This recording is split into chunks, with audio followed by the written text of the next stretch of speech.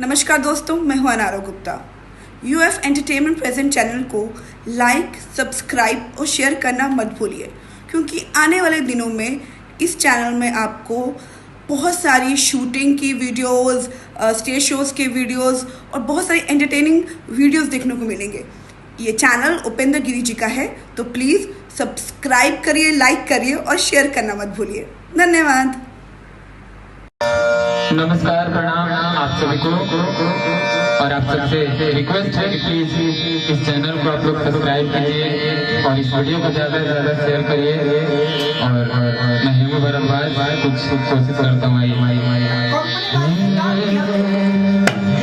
कि गोरिया चांद के जोरिया नियन गोर बाड़ू हो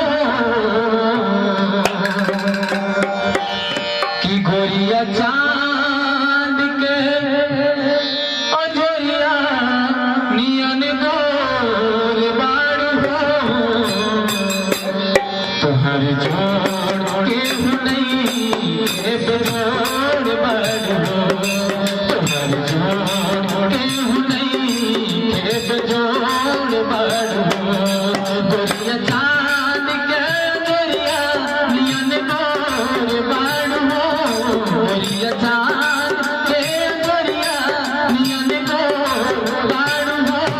तोहर जोड़ के नहीं बेजोड़ बाड़ू हो तोहर जोड़ के नहीं बेजोड़ बाड़ू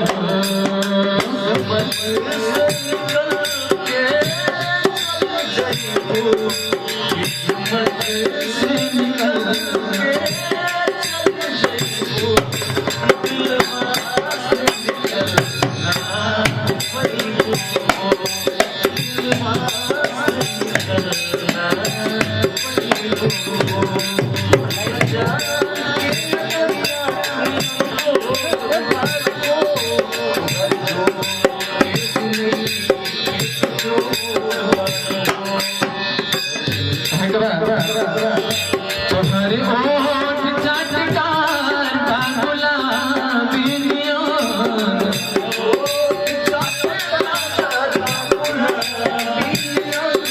गाल मुगल बनन शराबी नियन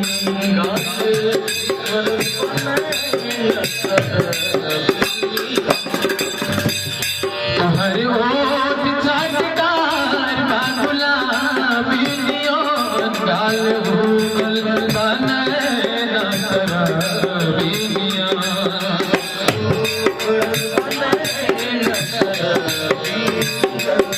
गोरी राजा भरलो गोरी राजा भरलो तोर तोर बाड़ू हो गोरी राजा भरलो तोर तोर बाड़ू हो तोहर जोड़ केहू नहीं बेजोड़ बाड़ू हो तोहर जोड़ केहू नहीं बेजोड़ बाड़ू हो गोरिया चांद के जोरिया नियन गोर बाड़ू हो गोरिया चांद के जोरिया नियन गोर बाड़ू हो तोहर जोड़ केहू नहीं बेजोड़ बाड़ू हो तोहर जोड़ केहू नहीं बेजोड़ बाड़ू हो।